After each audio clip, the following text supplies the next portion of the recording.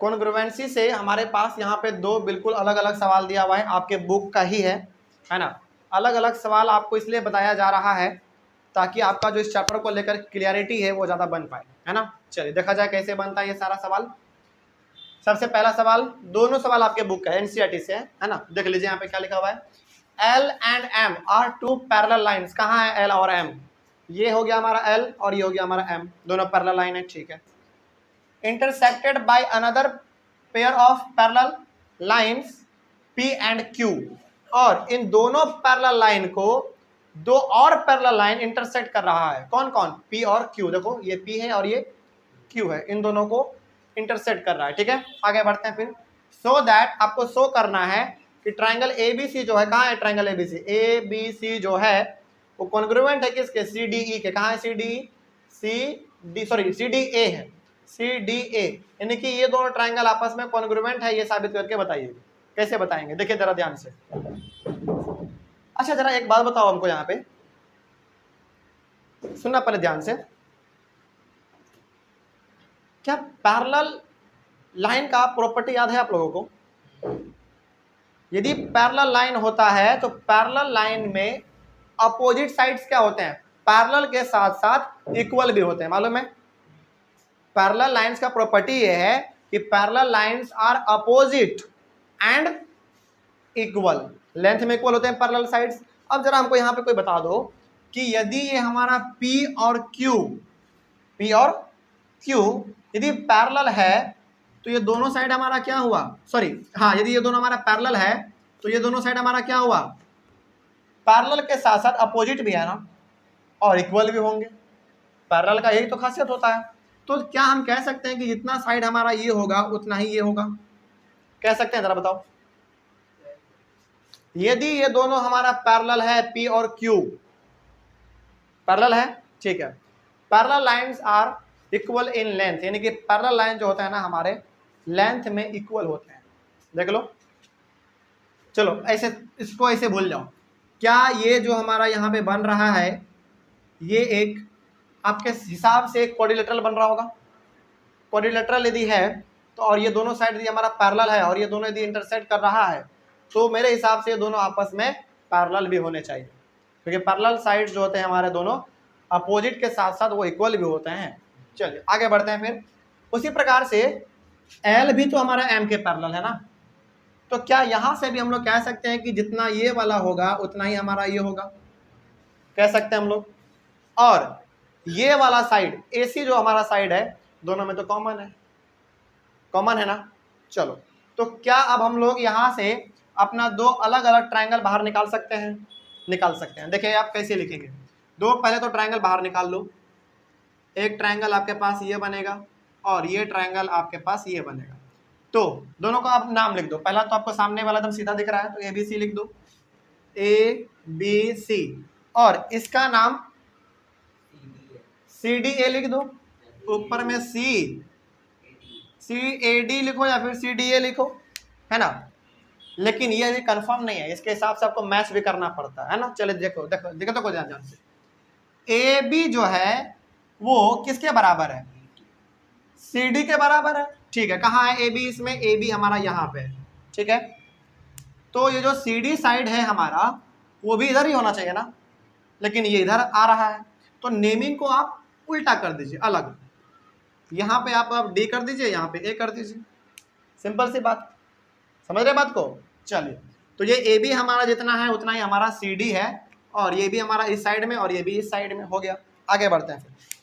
और AD जितना है उतना ही हमारा BC है। कहाँ है? इस ट्रायंगल का BC नीचे में है, तो ये जितना है हमारा उतना ही हमारा AD है, या फिर DA बोलो, बात तो सेम ही रहेगा, ठीक है। और ये जो AC साइड आप देख रहे हैं ये इन दोनों ट्रायंगल में कॉमन है ना। AC कहाँ है? AC ये हमारा जितना है उतना ही हमारा ये होगा, क्योंकि दोनों आपस में कॉमन है। तो लिखने का तरीका अब तो बड़ा आसान हो गया, सब आसान। चलिए क्राइटेरिया बताइए तो किन क्राइटेरिया से ये दोनों ट्रायंगल कॉन्ग्रुएंट होगा? साइड साइड साइड के हिसाब से। लिखने का तरीका क्या होना चाहिए आपका? देखिए कैसे लिखेंगे आप। इन ट्रायंगल, ऊपर में जो नाम दिया हुआ होता है ना उसी को आप यूज कर लीजिए, है ना। यहाँ जो आप लिए हैं ट्रायंगल आप ये भी ले सकते हैं, लेकिन ज्यादा कोशिश कीजिए कि जो यहाँ पे दिया हुआ है ना उसी ट्रायंगल का आप यहाँ पे नाम ले लें। In triangle ABC and triangle CDA। CDA देखिए मैच भी कर गया हमारा, है ना, मैच भी कर गया। चलिए तो आप क्या लिखेंगे, पहले AB जो है किसके बराबर है, CD के बराबर है, ठीक है, कोई डाउट इसमें? चलो उसके बाद फिर अच्छा रीजन क्या लिखोगे, AB जो है वो CD के बराबर क्यों है, क्योंकि P और Q जो था हमारा पैरेलल लाइन था, है ना। तो आप यहाँ पे लिखेंगे कि P and Q are parallel lines, ठीक है। आगे बढ़ते हैं फिर। उसके बाद जितना हमारा BC है उतना ही हमारा DA है। रीजन क्या लिखेंगे, जितना BC है उतना ही हमारा DA है। Reason L and M are parallel lines, L and M are parallel lines, ठीक है। आगे बढ़ते हैं फिर। उसके बाद जितना हमारा AC है उतना ही हमारा AC है। रीजन क्या है बताइए जल्दी, रीजन AC जितना है उतना ही AC है। रीजन कॉमन है, दोनों में कॉमन है। चलिए तो क्या अब यहां से हम लोग ये लिख सकते हैं कि hence triangle ABC is congruent to triangle CDA। Reason बताइए, SSS यानी कि साइड साइड साइड। हो गया, खत्म। सवाल देखने में बड़ा कॉम्प्लेक्स लगेगा आपको, लेकिन कॉन्ग्रुएंसी का ये खासियत है कि बड़े सवालों को छोटे में कन्वर्ट कर देना, है ना। देख लीजिए आराम से बन गया। आगे बढ़ते हैं फिर। ये वाला सवाल देखिए, ये भी आपके एनसीईआरटी से लिया हुआ है। ये सवाल यदि आप समझ गए ना तो समझ में आ जाएगा कि आप बिल्कुल कॉन्ग्रुएंसी के कॉन्सेप्ट को समझ चुके हैं और समझ रहे भी हैं। यदि ये वाला आप समझ गए तो डायग्राम ही बहुत एकदम पेचीदा सा है देखने में, है ना, बड़ा कॉम्प्लेक्स सा है। देखा जाए क्या है, AC जो है वो AE के बराबर है। कहाँ है AC? AC जो है हमारा वो यहाँ से लेकर यहाँ है, और AE हमारा कहाँ है, यहाँ, यानी कि ये साइड और ये साइड दोनों आपस में बराबर है, ठीक है। सिंबल भी दिया हुआ है दोनों का। उसके बाद AB जो है वो AD के बराबर है। ये AB AD के बराबर है, सिंबल भी यहाँ पे दिया हुआ है, ठीक है। एंगल BAD जो है ना, BAD वो भी बराबर है किसके, एंगल EAC के। कहाँ EAC के। इतना कुछ तो हमको दे दिया, इतना कुछ तो हमको दे दिया। तो फिर साबित करना क्या है, हमको साबित करना है BC जो है वो DE के बराबर होगा। कहाँ है BC, यहां से लेकर यहां तक जो है बराबर होगा, यानी कि ये BC जो है पूरा बराबर होगा किसके, D। कहाँ गया DE है, नहीं DE नहीं होगा, क्वेश्चन गलती हो गया होगा, एक मिनट रुक जाइए। BC है, सॉरी, BC बराबर है DE के, DCABE सही तो है।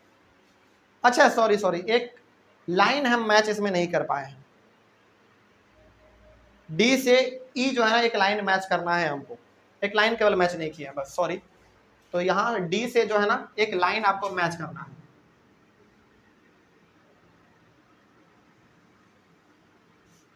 ये लाइन आपको मैच करना था बस।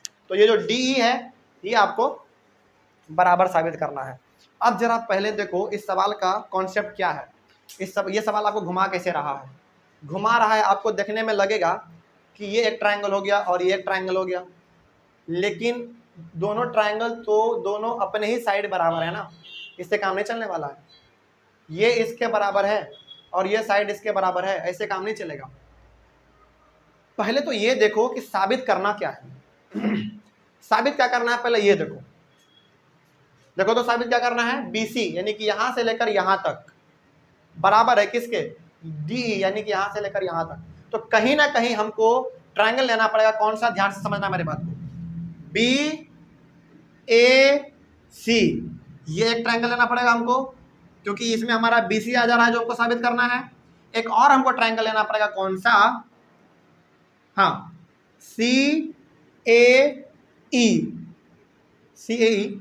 नहीं, सॉरी मिस्टेक, DAE लेना पड़ेगा, क्योंकि तभी हमारा इस ट्रायंगल में DE आ पाएगा।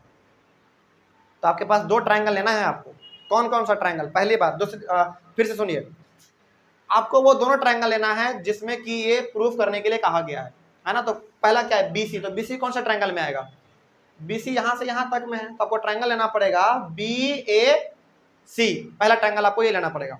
दूसरा ट्रायंगल आपको लेना पड़ेगा DAE, क्योंकि हमारा DE इसी ट्रायंगल में आ जाएगा।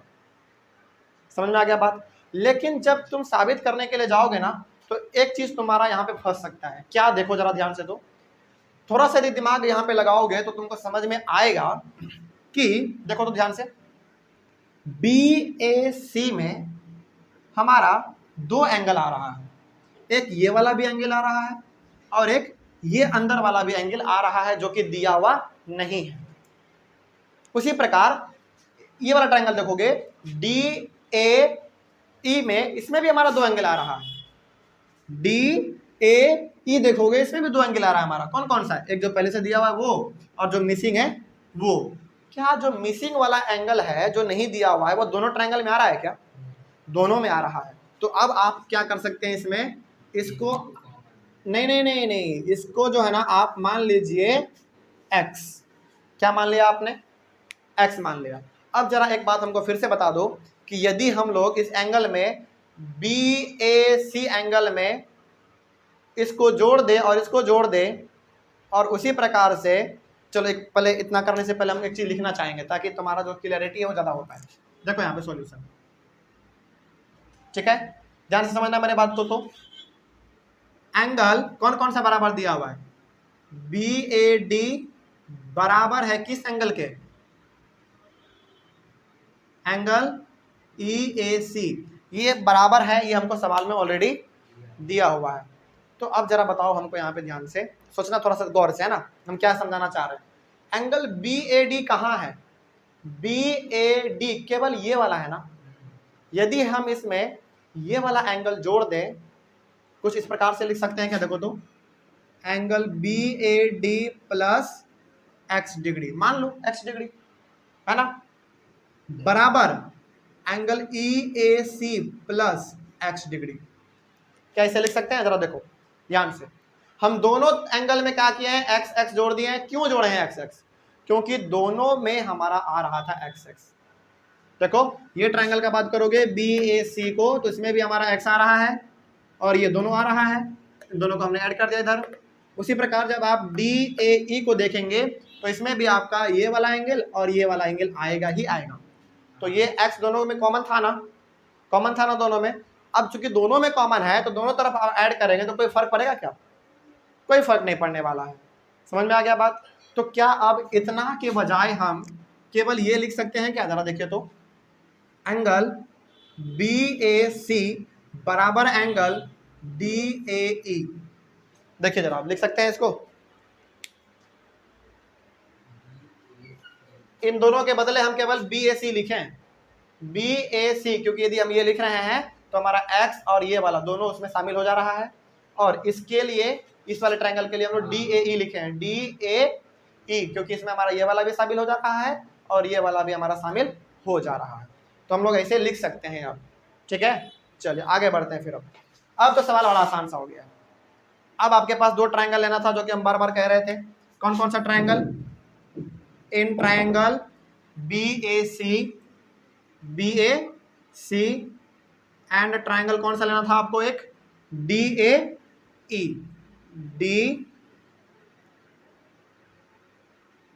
यही दोनों ट्रायंगल के बदौलत आपको साबित करके दिखाना है ना। चलिए अब थोड़ा सा आप हमको बताएंगे कि ट्रायंगल BAC कहाँ है। BAC यहाँ है, तो इसको आप बना लीजिए। इसको आप नाम यहाँ पे दीजिए A, ये B और ये C। BAC कुछ इस प्रकार का बन रहा है ना। उसके बाद और एक ट्रायंगल कौन सा हमारे पास है, DAE। तो आप इसको कैसे बनाएंगे, आप इसको ऐसे बनाइए। ऊपर में क्या है, A है ना, तो A ऊपर में लिख दो, और ये हमारा यहाँ पे D था, यहाँ D लिख दो, और वहाँ पे E था, यहाँ पे E लिख दो। ये भी परमानेंट नहीं है, इसको हम लोग अभी बदल सकते हैं। चलो अब मैच करो जरा। यहाँ पे हमारे सामने देखो तो ध्यान से, यहाँ से BAC बराबर है किसके, DAE के। BAC कहाँ है, BAC तो ये एंगल हमारा बराबर है किसके, DAE के। कहां से आपको मालूम चला, यहां से आपको मालूम चला, क्योंकि आपने दोनों तरफ एक्स एक्स जोड़ा था, इस हिसाब से हमारा वो एंगल निकल गया था, पूरा BAC निकल गया था ना। आगे बढ़ते हैं फिर, और सवाल में क्या दिया हुआ था, सवाल में दिया हुआ देखिए क्या, AB जो है वो किसके बराबर है, AD के बराबर है। देख लीजिए दोनों का सिंबल, AB जो है वो AD के बराबर है। तो कहाँ है AB, AB आपका यहाँ है, और AD कहाँ है आपका, यहाँ है। तो दोनों बराबर होंगे, बिल्कुल होंगे। उसके बाद फिर और क्या दिया हुआ था, और दिया हुआ था कि जो हमारा AC है वो AE के बराबर है। कहाँ है AC, AC यहाँ है, AE कहाँ है, यहाँ है। तो अब जरा देखिए ध्यान से, अब आपको ये कितना पेचीदा डायग्राम लग रहा है, लेकिन इतना सिंप्लीफाई करके थोड़ा सा लिख के हम लोग इतना आसान बना लिए हैं, समझ पा रहे हैं। तो कॉन्ग्रुएंसी ऐसे ही बनता है, ठीक है ना। तो कॉन्ग्रुएंसी थोड़ा सा आपको दिमाग लगाना पड़ेगा। इसमें जो सबसे बच्चे गलती करते हैं, जो कि बनता नहीं है जल्दी, वो एक्स वाला क्राइटेरिया था। वो समझ लेते हैं कि दोनों ट्रायंगल में ये दोनों बराबर है ही, तो SAS से साबित कर दो। नहीं, ऐसा नहीं होने वाला है, समझ रहे। चलो यहाँ तक कोई डाउट, अब इतना तो समझ में आ गया। एक बार आप इसको गौर से देखेंगे ना तो ये आपको समझ में आ जाएगा, है ना। चलिए अब तो आसान सा हो गया है। तो ट्रायंगल का नाम आपने लिख लिया है। चलिए अब बताते जाइए एक एक करके। AB जो है वो किसके बराबर है, AD के, है ना। तो AB जो है वो बराबर है AD के। कहाँ से आपको मालूम चला, गिवन है ना, गिवन था। AD है वो, AB है वो AD के बराबर, ठीक है। और ये एंगल बराबर है आपका, एंगल A बराबर एंगल A। कहाँ से मालूम चला आपको, इसको आप फर्स्ट मान लीजिए, इसको आप फर्स्ट मान लीजिए, यहाँ पे लिख दीजिए फ्रॉम फर्स्ट। उसके बाद AC जो है वो AE के बराबर है, AC जो है वो AE के बराबर है। कहाँ से मालूम चला आपको, ये भी दिया हुआ है, गिवन है। तो क्या हम लोग यहाँ पे लिख सकते हैं, hence triangle BAC is congruent to triangle DAE। Reason बताइए तो जरा, रीजन क्राइटेरिया कौन सा, SAS साइड एंगल, साइड, क्योंकि एंगल हमारा बीच में है ना। अब सवाल में क्या पूछा था, कॉन्ग्रुएंट तो साबित हो गया। सवाल क्या पूछा था, BC जो है वो DE के बराबर है कि नहीं, यानी कि ये वाला साइड इसके बराबर है कि नहीं। होगा बाय CPCT, क्योंकि कॉन्ग्रुएंट साबित हो गया तो वो दोनों आपस में बराबर भी होंगे। तो यहाँ पे आप लिख दीजिए, so BC is equal to DE। Reason लिख दीजिए यहाँ पे, by CPCT corresponding part of congruent triangle. हो गया, ये तो हमको साबित करना था। चलिए तो सवाल देखिए आपको कितना एकदम कॉम्प्लेक्स सा लगा, लेकिन कितने कम शब्दों में बन गया ना। चलिए तो आई होप आप लोगों को भी समझ में आया होगा। आप इसका स्क्रीनशॉट एक बार ले लीजिए, उसके बाद फिर हम लोग अपने कुछ और सवालों को सॉल्व करेंगे। यहाँ तक में कोई डाउट रहा, चलिए तब तक के लिए thank you very much and have a nice day.